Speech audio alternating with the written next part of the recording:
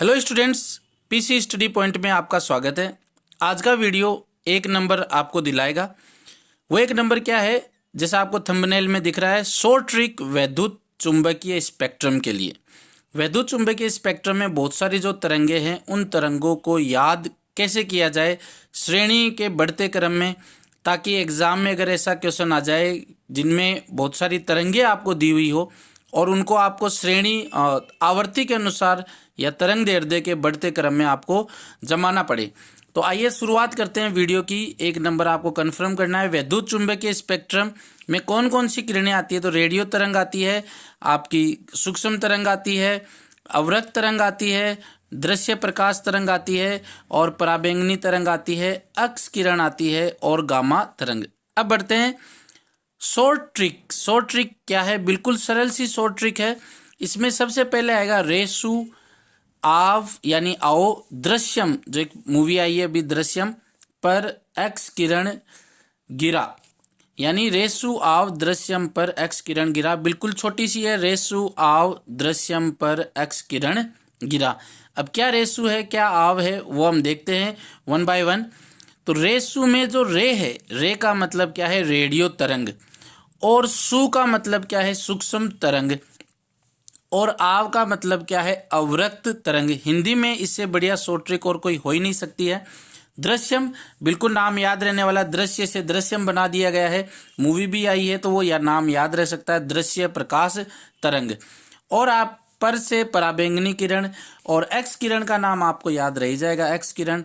और गिरा से ग यानी गामा किरण। तो रे से रेडियो, सु से सूक्ष्म, आव से अवरक्त, दृश्यम से दृश्य, पराबैंगनी तरंग से पर, और एक्स किरण का एक्स किरण, और गिरा ग से गामा तरंग। तो बिल्कुल सरल सा है, रेसु आव दृश्यम पर एक्स किरण गिरा, रेसु आव दृश्यम पर एक्स किरण गिरा। अब जो एक नंबर का प्रश्न बनेगा तो उसमें आपको याद रखना है, ये जो क्रम आपको बताया गया है आवर्ती का बढ़ता क्रम है, यानी रेसु में जो रेडियो तरंग है उसकी सबसे कम आवृत्ति होगी और जो गामा तरंग है वो सबसे ज़्यादा आवृत्ति की होगी। और अगर आवृत्ति बढ़ रही है तो तरंग दैर्ध्य का घटता क्रम हो गया है। इसका मतलब अगर गामा किरणों की हम बात करें तो गामा किरणों की आवृत्ति सबसे ज़्यादा होगी, जबकि गामा किरणों की तरंग दैर्ध्य सबसे कम होगी। और इससे अगर हम विपरीत जाएं तो अगर हमें गिरा से रेसु की तरफ जाएंगे तो ये होगा तरंग दैर्ध्य का बढ़ता क्रम। तो देखिए, दिशा अगर रेसु से गिरा की तरफ रखेंगे तो आवर्ती का बढ़ता क्रम, और गिरा से रेसु की तरफ जाएंगे तो तरंग दैर्ध्य का बढ़ता क्रम होगा, और तरंग दैर्ध्य का बढ़ता क्रम होगा तो आवर्ती का घटता क्रम होगा। तो कैसे भी आप याद करना चाहे वैसे ही आप याद रख सकते हैं।